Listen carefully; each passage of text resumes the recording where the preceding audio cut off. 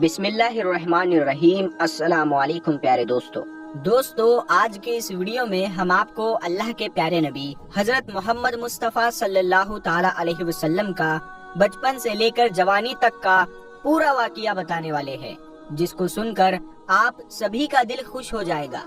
آپ اس کو آخر تک ضرور دیکھیں، اور سب سے پہلے اگر آپ کو اللہ کے پیارے نبی سے سچی محبت ہے تو آپ سچے عاشق رسول ہیں، تو آپ اس ویڈیو کو دل سے ایک لائک ضرور کریں اور کمنٹ باکس میں لبیک یا رسول اللہ ضرور لکھیں۔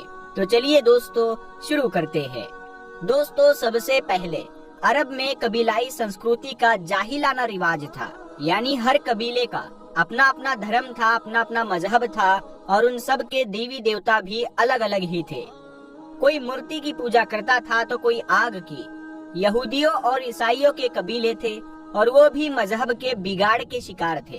اس وقت لوگ اللہ کو چھوڑ کر انسانوں اور پیڑ پہاڑوں کی پوجا کرنے میں لگے ہوئے تھے۔ پورے عرب میں ہنسا کا بول بالا تھا، عورتیں اور بچے محفوظ نہیں تھے، لوگوں کی جان اور مال کی سرکشا کی کوئی گارنٹی نہیں تھی۔ اس اندھیرے دور سے دنیا کو باہر نکالنے کے لیے اللہ نے حضرت محمد مصطفیٰ صلی اللہ تعالی علیہ وسلم کو اپنا پیغمبر بنا کر اس دنیا میں بھیجا۔ دوستو حضور صلی اللہ تعالی علیہ وسلم 12 ربیع الاول 571 عیسوی کو پیر کے دن اور صبح صادق کے وقت مکہ میں پیدا ہوئے۔ آپ کے پیدا ہوتے ہی آپ کے دادا عبد المطلب آپ کو گود میں اٹھا کر کعبہ شریف میں لے گئے، آپ کے لیے دعائیں کی اور آپ کا نام رکھا محمد۔ پوتے کی پیدائش کی خوشی میں آپ کے دادا نے 7ویں دن اپنے قبیلے کے لوگوں کو دعوت دی۔ لوگوں نے آ کر آپ کے دادا سے پوچھا کہ آپ نے ان کا نام محمد کیوں رکھا ہے؟ تو آپ کے دادا نے جواب دیا کہ میں چاہتا ہوں کہ میرے پوتے پر اسلام کا اثر پڑے، اور آپ کی والدہ سیدہ آمینہ نے آپ کا نام احمد رکھا۔ دوستو پیغمبر حضرت محمد مصطفیٰ صلی اللہ تعالی علیہ وسلم جب پیدا ہوئے تو آپ کی ختنہ پہلے سے ہی کی ہوئی تھی۔ آپ کی آنکھوں میں سرما بھی لگا ہوا تھا، اور آپ کا تمام بدن پاکیزہ تھا۔ جب آپ کے دادا عبد المطلب نے اپنے پوتے کو ختنہ شدہ اور ناف کٹا ہوا پایا تو وہ بہت زیادہ خوش ہوئے اور فرمایا کہ میرا پوتا بڑی نرالی اور بڑی شان والا ہوگا۔ اور یہی نہیں، جب آپ صلی اللہ تعالی علیہ وسلم پیدا ہوئے تو آپ کی مٹھی مبارک بھی بند تھی، مگر شہادت والی انگلی آسمان کی طرف اٹھی ہوئی تھی، اور ایسا لگ رہا تھا جیسے خدا کی وحدانیت کا اقرار کر رہی ہے۔ دوستو جب حضرت محمد صلی اللہ تعالی علیہ وسلم پیدا ہوئے تو اس وقت عرب میں یہ رواج ہوا کرتا تھا کہ شہر کے بڑے لوگ اپنے بچوں کو دودھ پلوانے کے لیے اور پلنے بڑھنے کے لیے گاؤں دیہاتوں میں بھیج دیا کرتے تھے، تاکہ گاؤں دیہات کی کھلی ہوا میں رہ کر ان کا بچہ خوب صحت مند بنے۔ کیونکہ دوستو اس زمانے میں گاؤں دیہات کا موسم شہروں کے مقابلے زیادہ صاف ستھرا اور زیادہ اچھا ہوا کرتا تھا، اسی وجہ سے گاؤں دیہات میں پلے بچے زیادہ صحت مند اور موٹے تازے ہوا کرتے تھے۔ دوستو اسی رواج کے مطابق پیغمبر حضرت محمد صلی اللہ تعالی علیہ وسلم کو بھی مکہ سے دور طائف کے قریب ایک علاقہ ہے جس کو بنی سعد قبیلہ کہا جاتا ہے، وہاں لے جایا گیا اور ایک دائی کو سونپ دیا گیا جس کا نام دائی حلیمہ تھا، اور وہ بنی سعد قبیلے سے تھی، اسی لیے ان کو حلیمہ سعدیہ بھی کہا جاتا ہے۔ دوستو اس کے 2 بڑے مقصد تاریخ کی کتابوں میں لکھے گئے ہیں۔ پہلا مقصد تو یہ تھا کہ اس وقت لوگ شہر کی آب و ہوا سے ہٹ کر دیہات کی اچھی اور تازی ہوا میں اپنے بچوں کو بھیجتے تھے تاکہ وہ اچھے صحت مند ہو جائے، اور اسی کے ساتھ دوسرا مقصد یہ تھا کہ وہ ان کے ساتھ رہ کر اچھی طرح سے عربی زبان بھی سیکھ لے۔ ان دونوں مقصد کے لیے شہر کے لوگ اپنے بچوں کو پلنے بڑھنے کے لیے گاؤں دیہاتوں میں بھیجا کرتے تھے۔ دوستو دائی حلیمہ بہت غریب گھرانے سے تھی، اسی لیے انہوں نے آپ صلی اللہ تعالی علیہ وسلم کی پرورش کا بیڑا اٹھایا، یہ سوچ کر کہ 2 سال ان کی پرورش کروں گی تو اس کے بدلے میں مجھے کچھ مال مل جائے گا تاکہ اس سے اس کی زندگی کا گزر بسر اچھی طرح سے ہو سکے۔ دوستو جیسے ہی حضرت آمینہ نے اپنے پیارے بیٹے حضرت محمد صلی اللہ تعالی علیہ وسلم کو دائی حلیمہ کے حوالے کیا، اور جو ہی دائی حلیمہ نے آپ صلی اللہ تعالی علیہ وسلم کو اپنی گود میں اٹھایا تو اسی وقت سے دائی حلیمہ کی زندگی میں رحمت اور برکت ہونا شروع ہو گئی۔ دوستو، اس وقت عربوں میں یہ رواج تھا کہ بچے کی پرورش کا ذمہ 2 سال کا ہوا کرتا تھا اور ہر 6 مہینے کے بعد بچے کو اس کے گھر والوں سے ملانا ہوتا تھا۔ اسی رواج کے مطابق دائی حلیمہ بھی 6 مہینے کے بعد پیغمبر حضرت محمد صلی اللہ تعالی علیہ وسلم کو ان کی ماں سے ملانے کے لیے مکہ پہنچی۔ ان کے ساتھ ان کا شوہر حارث اور ان کا ایک چھوٹا بچہ بھی تھا جو ان کی گود میں تھا۔ وہ بچہ بھوک سے رو رہا تھا کیونکہ حلیمہ بہت کمزور تھی اور کھانے پینے کی کمی بھی تھی۔ اسی وجہ سے دائی حلیمہ دودھ نہیں پلا پا رہی تھی، لیکن جیسے ہی اس نے اللہ کے پیغمبر حضرت محمد صلی اللہ تعالی علیہ وسلم کو اپنی گود میں اٹھایا اور ان کو دودھ پلانا شروع کیا تو پیغمبر حضرت محمد صلی اللہ تعالی علیہ وسلم نے خوب سیر ہو کر دودھ پیا، اور آپ صلی اللہ تعالی علیہ وسلم کے دودھ پی لینے کے بعد دائی حلیمہ نے اپنے معصوم سے بچے کو بھی خوب دودھ پلایا۔ یہ دیکھ کر حلیمہ پریشان ہو گئی کہ یہ کیا معاملہ ہوا۔ وہ جب مکہ آ رہی تھی تو ان کے پاس دودھ نہیں تھا، مگر جب سے یہ بچہ ان کی گود میں آیا ہے تب سے اللہ کی طرف سے خاص رحمتوں کا آنا شروع ہو گیا ہے۔ دوستو، اس کے بعد دائی حلیمہ اپنے شوہر حارث اور اپنے بچے اور پیغمبر حضرت محمد صلی اللہ تعالی علیہ وسلم کے ساتھ ایک دبلی پتلی سی اونٹنی پر سوار ہو گئی۔ وہ اونٹنی جب بنی سعد قبیلے سے نکل کر مکہ کی طرف آئی تھی تو وہ بہت ہی سستی سے چلتی ہوئی مکہ پہنچی تھی، کیونکہ وہ بہت کمزور ہو چکی تھی، کیونکہ خود جب دائی حلیمہ غریب گھرانے سے تھی، ان کے پاس کچھ کھانے کے لیے صحیح سے نہیں تھا، تو ان کی اونٹنی کو بھی وہ ٹھیک سے نہیں کھلا پا رہی تھی، تو اسی لیے ان کی اونٹنی بہت زیادہ کمزور ہو چکی تھی۔ لیکن اب معاملہ یہ ہوا کہ دائی حلیمہ کی اونٹنی سب سے آگے چل رہی تھی۔ دائی حلیمہ کی سہیلیوں نے اپنی آنکھوں سے دیکھا کہ دائی حلیمہ کی یہ وہی اونٹنی تھی جو مکہ میں بڑی سستی سے آئی تھی۔ اب اس اونٹنی کو آخر کیا ہو گیا کہ وہ اب بڑی رفتار سے چل رہی تھی۔ دوستو، یہ نظارہ دیکھ کر دائی حلیمہ کی سہیلیاں کہنے لگی، حلیمہ ہم پر رحم کرو، دھیرے چلو، کیا یہ وہی اونٹنی ہے جس پر تم مکہ آئی تھی؟ تو یہ سن کر دائی حلیمہ کہنے لگی کہ جب سے یہ بچہ میری گود میں آیا ہے تب سے معلوم نہیں عجیب عجیب سے واقعے میرے ساتھ ہونے لگے ہیں۔ دوستو، اس کے بعد دائی حلیمہ کی زندگی میں رحمتوں اور برکتوں کا سلسلہ چلتا رہا، اور ایسے کرتے کرتے 2 سال پورے ہونے کو آ گئے، یعنی کہ بچے کی پرورش کا ذمہ پورا ہونے کو آ گیا۔ جو ایگریمنٹ ہوا تھا وہ پورا ہو رہا تھا۔ خیر اور برکتوں کا سلسلہ دائی حلیمہ نے ان 2 سالوں میں اپنی زندگی میں خوب دیکھا۔ اسی وجہ سے ان کا دل نہیں چاہ رہا تھا کہ وہ اس نورانی بچے کو واپس اپنے گھر والوں کو سونپ دے، مگر دستور کے مطابق 2 سال کے بعد اس کو واپس سونپنا ہی تھا۔ اسی لیے 2 سال کے بعد دائی حلیمہ پیغمبر حضرت محمد صلی اللہ تعالی علیہ وسلم کو اپنے ساتھ لے کر مکہ کی طرف نکل پڑی۔ جب وہ مکہ میں پہنچی تو حضرت آمینہ سے کہنے لگی کہ آپ کا بچہ بڑا ہی برکتوں و رحمتوں والا بچہ ہے۔ جب سے یہ بچہ میری گود میں آیا ہے تب سے میری تو زندگی ہی بدل گئی ہے، میری زندگی میں برکتوں و رحمتوں کا دور شروع ہو گیا ہے۔ اسی لیے میری آپ سے گزارش ہے کہ آپ تھوڑے دن اس بچے کو میرے پاس رہنے دے، میں تھوڑے دن اس کی پرورش کرنا چاہتی ہوں۔ تو یہ سن کر حضرت آمینہ نے پہلے تو انکار کر دیا، مگر دائی حلیمہ کے بار بار اصرار کرنے پر حضرت آمینہ تیار ہو گئی اور کہنے لگی کہ تھوڑے دن اپنے پاس اور رکھ لو، پھر واپس آ کر مجھے دے جانا۔ اس طرح سے دائی حلیمہ آپ صلی اللہ تعالی علیہ وسلم کو واپس اپنے ساتھ لے گئی۔ دوستو، ایسا کرتے کرتے پیغمبر حضرت محمد صلی اللہ تعالی علیہ وسلم کی عمر 4 سال کی ہو گئی۔ جب آپ کی عمر 4 سال کی ہوئی تو ایک دن آپ دائی حلیمہ کے گھر کے باہر کچھ بچوں کے ساتھ کھیل رہے تھے۔ ان میں حلیمہ سعدیہ کا ایک بیٹا جو پیغمبر حضرت محمد کا دودھ شریک بھائی بھی تھا، وہ سب کھیل رہے تھے کہ اچانک آپ زمین پر گر گئے اور آپ کے چہرے اور جسم کا رنگ پوری طرح سے بدل گیا۔ دوستو، تاریخ کی کتابوں میں ہے کہ اس وقت حضرت جبرائیل علیہ السلام پہلی بار پیغمبر حضرت محمد صلی اللہ تعالی علیہ وسلم سے ملنے آئے تھے۔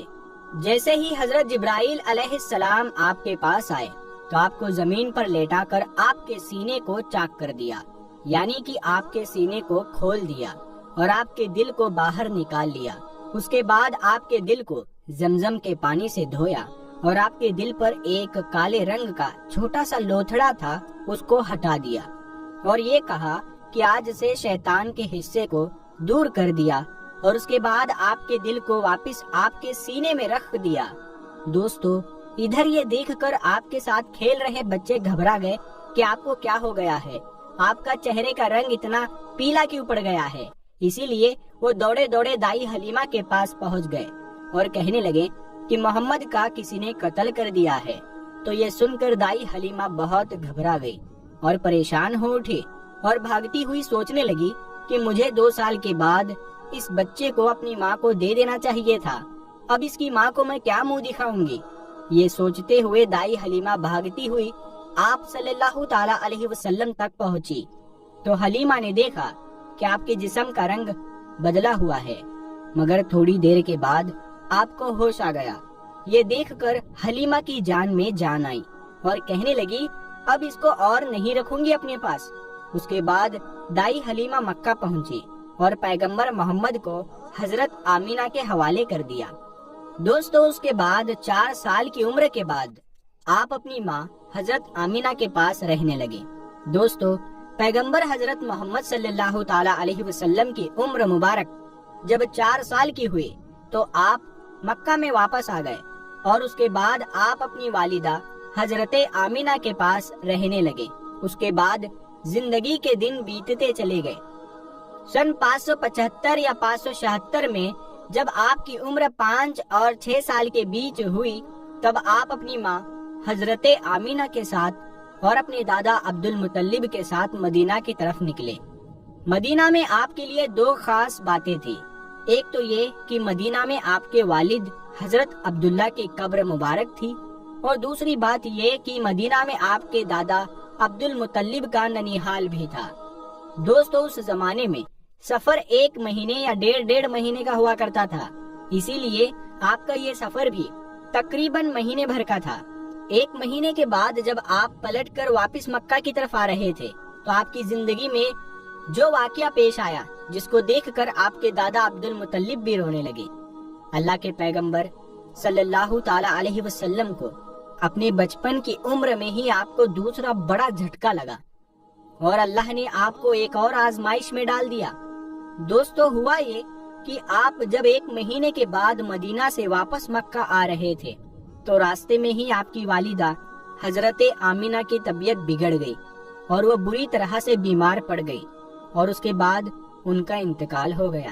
مکہ اور مدینہ کے بیچ الابوا نام کی ایک جگہ ہے، وہیں پر حضرت آمینہ کو دفن کیا گیا اور اس طرح سے آپ 6 سال کی عمر میں ہی یتیم ہو گئے۔ آپ کی اس حالت کو دیکھ کر آپ کے دادا عبد المطلب بہت پریشان ہوئے اور وہ رونے لگے۔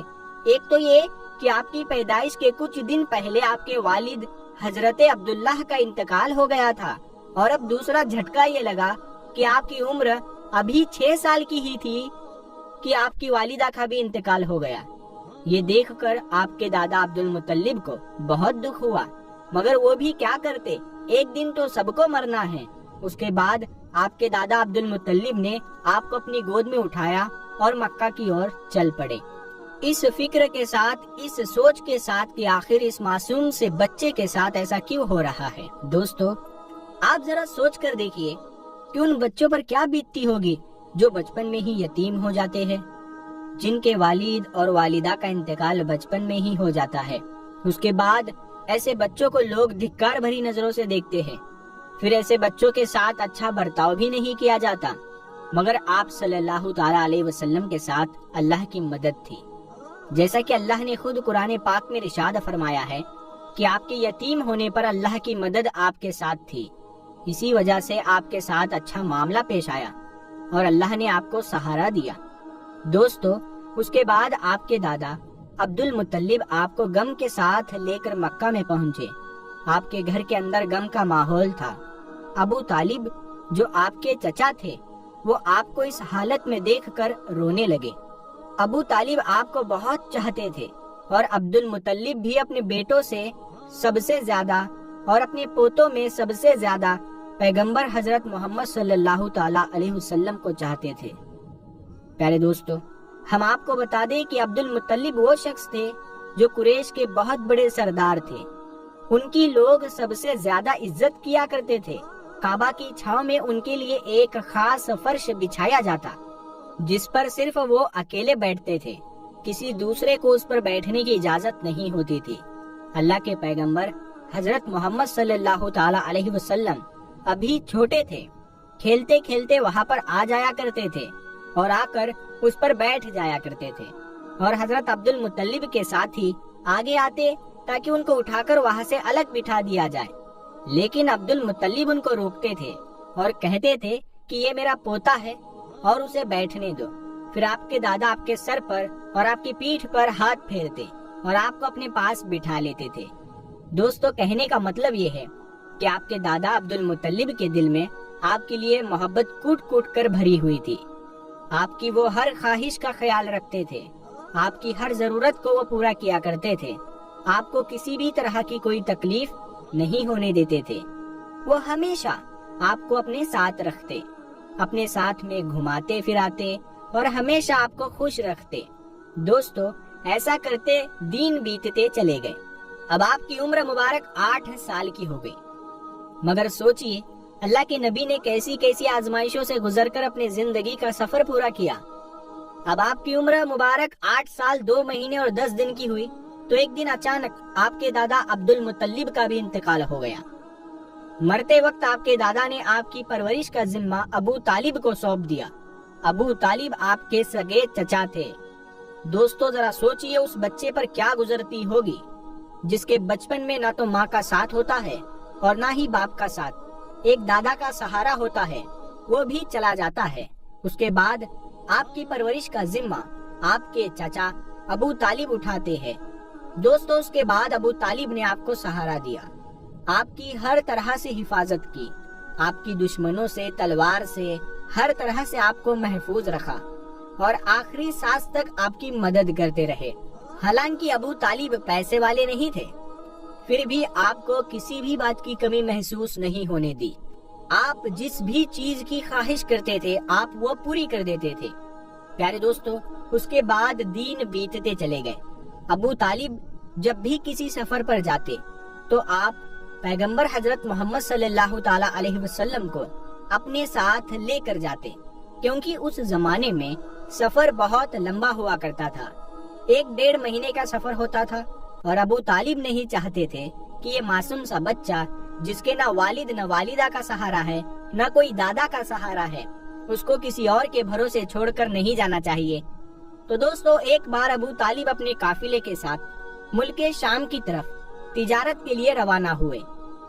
یاد رکھے، پہلے عرب میں جو لوگ تھے، خاص کر کے قریش کے لوگوں کا امپورٹ ایکسپورٹ کا بزنس تھا، یعنی کہ وہ ایک جگہ سے سامان خریدتے اور دوسری جگہ پر لے جا کر اس کو بیچ دیتے۔ اس طرح سے وہ لوگ سامان کی خرید فروخت کیا کرتے تھے۔ اسی کام کے سلسلے میں ابو طالب اپنے قافلے کے ساتھ ملک شام کی طرف نکلے۔ ساتھ میں آپ نے پیغمبر حضرت محمد صلی اللہ تعالیٰ علیہ وسلم کو لے لیا اور آپ کو ایک اونٹنی پر سوار کر دیا۔ ابو طالب کا جب یہ قافلہ ملک شام کے بارڈر پر پہنچا تو ان کو رات وہیں پر ہو چکی تھی، اسی لیے انہوں نے وہیں پر اپنا پڑاؤ ڈال لیا تاکہ وہ وہیں پر رات گزار سکے اور اپنی تھکان کو دور کر سکے۔ دوستو، ہم آپ کو بتا دیں کہ اس زمانے میں راہب ہوا کرتے تھے جو ایک جگہ سے دوسری جگہ پیدل جایا کرتے تھے۔ اس زمانے میں ایک عیسائی راہب تھا، یعنی کہ کرسچن راہب تھا، جو لوگوں کی رہنمائی کرتا تھا۔ وہ کبھی اپنے گھر سے باہر نہیں نکلتا تھا، یعنی کہ وہ ہمیشہ اپنے گھر کے اندر ہی رہتا تھا۔ جب اس کو کہیں جانا ہوتا تبھی وہ باہر نکلتا، لیکن جب اس کو معلوم چلا کہ ان کے سامنے کسی نے پڑاؤ ڈالا ہے تو وہ دوڑتا ہوا ان کے پاس آیا اور پیغمبر حضرت محمد صلی اللہ تعالیٰ علیہ وسلم کو لے لیا اور ابو طالب سے کہنے لگا کہ یہ بچہ सारी दुनिया का सरदार बनकर आया है। उसकी ये सारी बात सुनकर अबू तालिब हैरान हुए और पूछने लगे कि तुम्हें ये कैसे पता, तुमको किसने बताया है कि ये बच्चा सारी दुनिया का सरदार बनकर आया है? तो उस राहिब ने कहा कि जब तुम उस घाटी से इधर इस घाटी में आ चुके थे तो इस घाटी में ऐसा कोई भी दरख्त और पत्थर नहीं था जो इस बच्चे को देखकर सजदा ना किया हो, और पत्थर और दरख्त सिर्फ उन्हीं लोगों को सजदा करते हैं जिसको अल्लाह अपना पैगंबर बनाकर भेजता है। उसके बाद वो कहने लगा, तुम इस बच्चे को मुल्क के शाम में मत लेकर जाना, क्योंकि आगे यहूदियों से इनको खतरा है, कहीं वो इनका कत्ल ना कर दे। और मैं इस बच्चे को अच्छी तरह से पहचानता हूँ क्योंकि तौरात और इंजील में इनके रसूल होने का जिक्र आया है। और मैं इस बच्चे को अच्छी तरह से पहचानता हूँ, इनकी पीठ के नीचे एक सेब की तरह नबूवत की मोहर लगी है, उस मोहर से भी मैं इनको पहचानता हूँ, लिहाजा तुम इन्हें मुल्क के शाम लेकर मत जाना। दोस्तों, अब अबू तालिब को उस राहिब की बातों पर यकीन आ चुका था कि वो जो कह रहा है बिल्कुल सच कह रहा है। उसके बाद अबू तालिब ने किसी शख्स के जरिए से पैगंबर मोहम्मद को वापस मक्का में पहुंचा दिया, क्योंकि अबू तालिब को अब ये मालूम चल चुका था कि ये जो बच्चा है ये कोई मामूली बच्चा नहीं है, ये बच्चा खास मर्तबे वाला बच्चा है। उसके बाद अबू तालिब आपकी परवरिश और आपकी सुरक्षा के मामले में और ज्यादा चौकन्ना हो गए और आपकी हर तरह से हिफाजत करने लगे। दोस्तों, पैगंबर हजरत मोहम्मद सल्लल्लाहु ताला अलैहि वसल्लम की सच्चाई और ईमानदारी को देखकर एक बार हजरत खतीजा रज़ी अल्लाह ताला अन्हा ने आपको अपना माल देकर शाम में तिजारत के लिए भेजा और साथ में अपने एक गुलाम को भी लगा दिया। अल्लाह के फजलो करम से तिजारत में खूब मुनाफा हुआ। हजरत खदीजा के गुलाम, जिनका नाम मसीरा था, उन्होंने भी आपकी ईमानदारी और अच्छे अखलाक की खूब तारीफ की। ये देखकर हजरत खदीजा आपकी तरफ माइल हुई, यानी कि हजरत खदीजा आप सल्लल्लाहु ताला अलैहि वसल्लम से बहुत प्रभावित हुई और उसके बाद आपने खुद ही पैगंबर मोहम्मद को निकाह का पैगाम भेजा। दोस्तों, हम आपको बता दें कि हजरत खदीजा रज़ी अल्लाह ताला अन्हा अरब में एक कामयाब बिजनेस वूमन थी और अपनी व्यापार से की हुई कमाई को हजरत खदीजा गरीब, अनाथ, विधवा और बीमारों में बांटा करती थी। उन्होंने अनगिनत गरीब लड़कियों की शादी का खर्च भी उठाया था और इस तरह एक बेहद नेक और सबकी मदद करने वाली औरत के रूप में इस्लाम में ही नहीं बल्कि पूरी दुनिया के इतिहास में उनका बड़ा योगदान रहा है। यानी कि हजरत खदीजा हमेशा गरीब लोगों की अनाज और कपड़ों से मदद किया करती थी। हजरत खदीजा मूर्तियों में विश्वास नहीं करती थी और ना ही उनकी पूजा करती थी। दोस्तों, हम आपको ये भी बता दें कि हजरत खदीजा की पैगंबर मोहम्मद के साथ शादी होने से पहले 2 शादियां हो चुकी थी और उनके पहले दोनों शोहरों से उन्हें बच्चे भी थे, लेकिन उनके जो शोहर थे वो दोनों भी इंतकाल कर चुके थे। इन्होंने अपना पहला निकाह अबू हाला से किया था, जिनसे इनको 2 बेटियां हुई थी, मगर उसके बाद अबू हाला यानी कि इनके पहले शोहर की मौत हो गई और उसके बाद हजरत खदीजा ने दूसरी शादी अतीक इब्ने जैद के साथ की, जिनसे इनको एक बेटी हुई, मगर ये भी थोड़े दिनों के बाद इस दुनिया से चल बसे और ये फिर से विधवा हो गई। उसके बाद अरब के बड़े बड़े ताजदारों ने, सरदारों ने खदीजा के साथ शादी की पेशकश की, मगर हजरत खदीजा राजी ना हुई। यहाँ तक कि अल्लाह ने आपको पैगंबर मोहम्मद की तरफ माइल कर दिया। दोस्तों, उसके बाद हजरत खदीजा ने पैगंबर हजरत मोहम्मद सल्लल्लाहु ताला अलैहि वसल्लम की ईमानदारी और तिजारती सफर को देखकर तीसरे निकाह का पैगाम आपने खुद ही अपनी एक खास सहेली, जिसका नाम नफीसा था, उसके जरिए आपने पैगंबर मोहम्मद के पास निकाह का पैगाम भेजा। तो पैगाम सुनकर पैगंबर हजरत मोहम्मद सल्लल्लाहु ताला अलैहि वसल्लम ने ये कहकर इनकार कर दिया कि वो इसके बारे में सबसे पहले अपने चचा अबू तालिब और अपनी चची से बात करेंगे, उसके बाद में ही वो इसके बारे में आपको बताएंगे। दोस्तों, उसके बाद पैगंबर हजरत मोहम्मद सल्लल्लाहु ताला अलैहि वसल्लम ने इस पैगाम के बारे में अपने चचा अबू तालिब से बात की, यानी कि उनको इस पैगाम के बारे में बताया। तो ये सुनकर आपके चचा अबू तालिब बहुत खुश हुए और निकाह करवाने के लिए राजी हो गए और आपको इजाजत दे दी। आपके चचा हजरत हमजा ने खदीजा के चाचा अम्र बिन सऊद से रसूलुल्लाह सल्लल्लाहु ताला अलैहि वसल्लम के वली यानी कि बड़े होने की हैसियत से बातचीत की और 20 ऊंटनी मेहर यानी कि निकाह के वक्त औरत या बीवी को दी जाने वाली जो रकम आपकी हैसियत में हो, ये देकर आपके चचा अबू तालिब ने आपका निकाह पढ़ा दिया।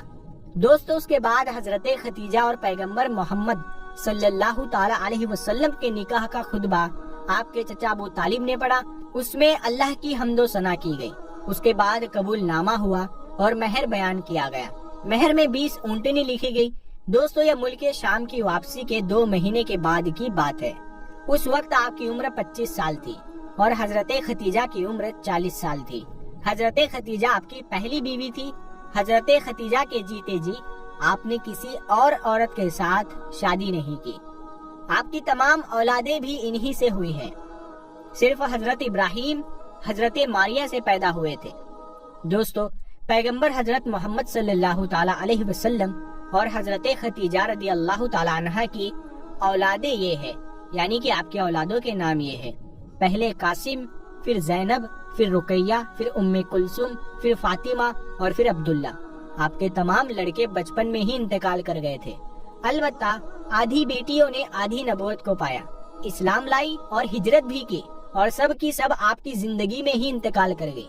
सिर्फ हजरत फातिमा रदी अल्लाह ताला अन्हा आपकी इस दुनिया से पर्दा फरमा जाने के 6 महीने के बाद इस दुनिया से रुखसत हुई।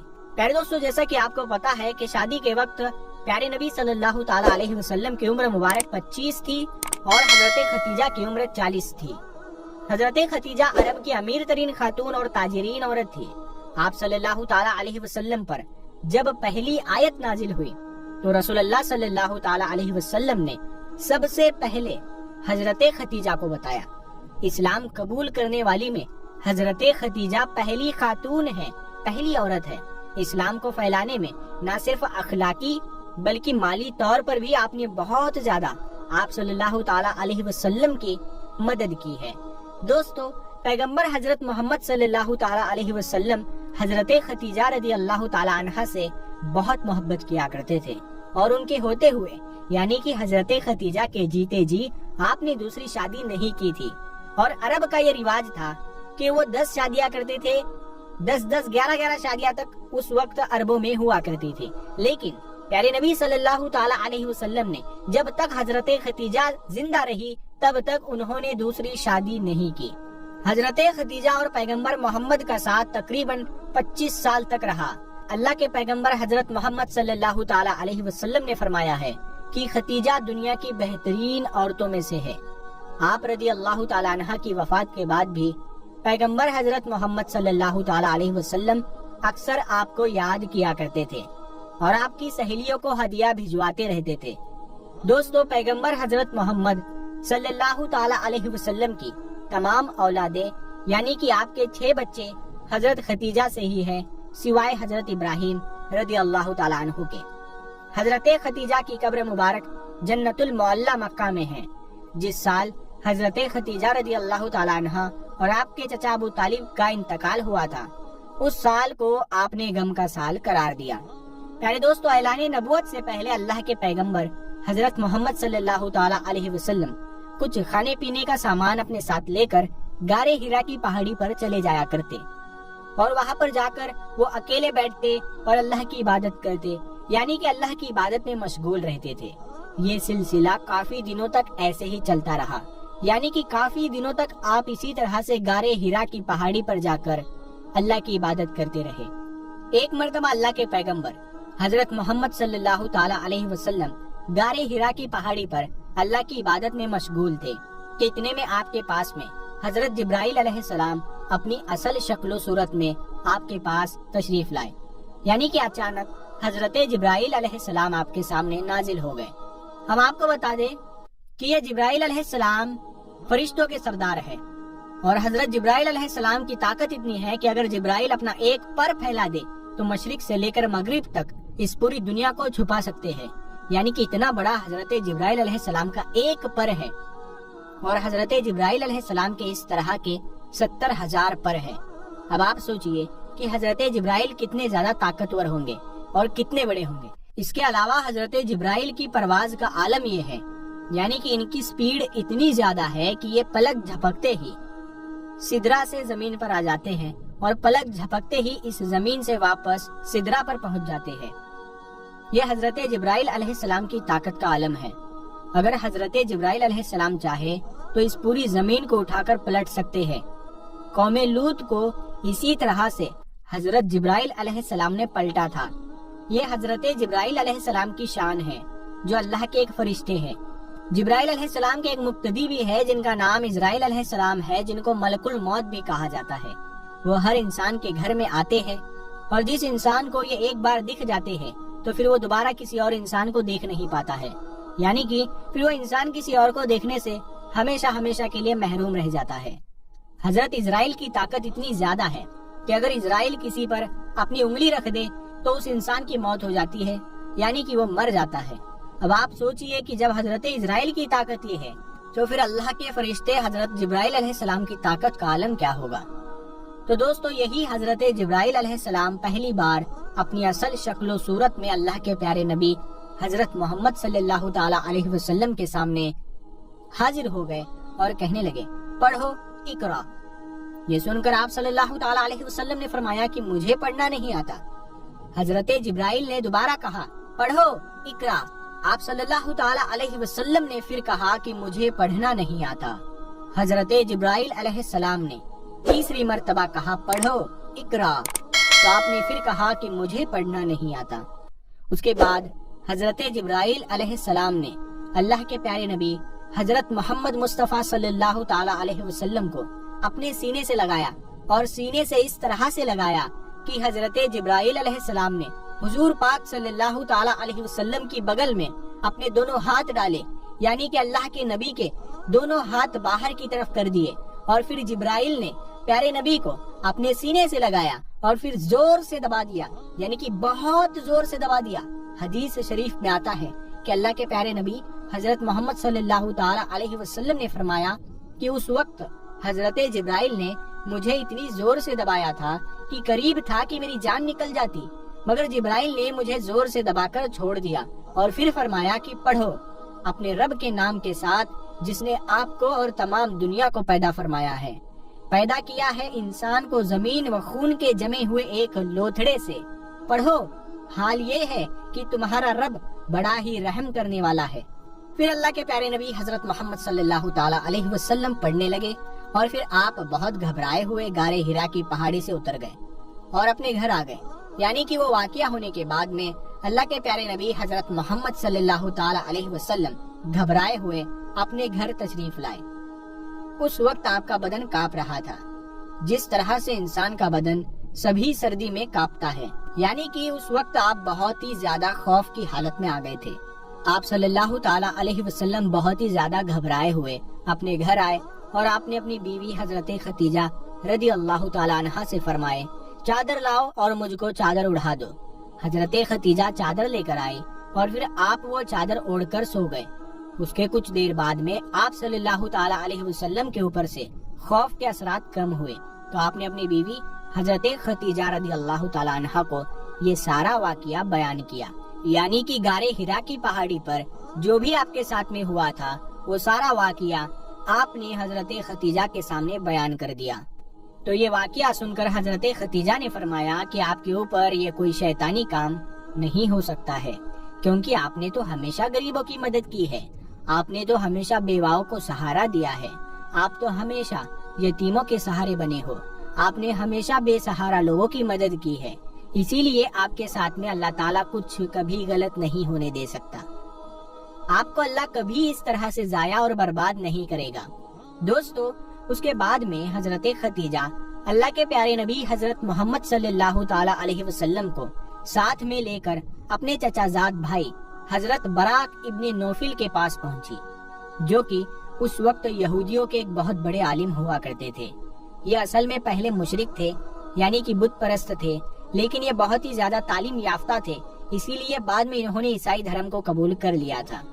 پھر انہوں نے تورات اور انجیل کو حفظ بھی کر لیا تھا، یعنی کہ یہ اس وقت تورات کے بہت بڑے عالم تھے، اسی لیے حضرت ختیجہ اللہ کے پیارے نبی حضرت محمد صلی اللہ تعالی علیہ وسلم کو ساتھ میں لے کر اپنے انہی چچا زاد بھائی کے پاس پہنچی اور جا کر سارا واقعہ بیان کر دیا۔ حضرت براق ابن نوفل کے اس وقت اپنے بڑھاپے کی وجہ سے بینائی چلی گئی تھی، یعنی کہ اس وقت وہ دیکھ نہیں پا رہے تھے۔ جب انہوں نے اللہ کے نبی حضرت محمد صلی اللہ تعالی علیہ وسلم کی حالت سنی تو پوچھنے لگے کہ آپ کو کیا ہوا؟ تو آپ صلی اللہ تعالی علیہ وسلم نے فرمایا کہ میں غار حرا کی پہاڑی پر اللہ کی عبادت میں مشغول تھا، اتنے میں میرے پاس میں اس طرح سے ایک بہت بڑا شخص اچانک میرے سامنے آ گیا اور پھر وہ کہنے لگا کہ پڑھو۔ جب میں نے نہیں پڑھا تو اس نے پھر اپنے سینے سے لگا کر مجھ کو بہت زور سے دبایا، پھر میں نے پڑھنا شروع کر دیا۔ اب دوستو، جیسا کہ ہم نے آپ کو پہلے بتایا کہ حضرت براق ابن نوفل اس وقت کی تورات اور انجیل کے ایک بہت بڑے عالم تھے، اسی لیے وہ اللہ کے آخری نبی کے آنے کی تمام نشانیوں کے بارے میں اچھی طرح سے جانتے تھے۔ اسی لیے وہ یہ سن کر کہنے لگے کہ اللہ کی قسم، جو بھی آپ کے پاس آیا تھا وہ وہی اللہ کا فرشتہ تھا جو حضرت موسیٰ اور حضرت عیسیٰ علیہ السلام پر نازل ہوتا تھا، یعنی کہ جو فرشتہ حضرت موسیٰ اور عیسیٰ کے پاس میں آتا تھا وہی فرشتہ آپ کے پاس میں آیا تھا۔ اور ان قریب ہے کہ اب آپ کی قوم آپ کو آپ کے علاقے سے، آپ کو اپنے شہر سے باہر نکال دے گی، کیونکہ آج تک جس نے بھی حق کا علم بلند کیا ہے، جتنے بھی آج تک نبی اس دنیا میں آئے ہیں، ان سب کو اسی طرح سے سزا دی گئی ہے، کیونکہ حضرت براق ابن نوفل تورات اور انجیل کے بہت بڑے عالم تھے، اسی لیے وہ اللہ کے آخری نبی کے آنے کی تمام نشانیوں سے اچھی طرح سے واقف تھے، اسی لیے انہوں نے یہ ساری باتیں آپ کو بتا دی۔ اور انہوں نے اس سے پہلے حضرت ختیجہ سے بھی یہ سن چکے تھے کہ وہ پیغمبر حضرت محمد صلی اللہ تعالی علیہ وسلم سے نکاح بھی اسی لیے کیا کہ آپ سچے ہیں، آپ امانت دار ہیں۔ یہ ساری باتیں بتا کر پھر حضرت براق ابن نوفل فرمانے لگے، اگر میں اس وقت تک زندہ رہا تو میں تمہاری ضرور مدد کروں گا۔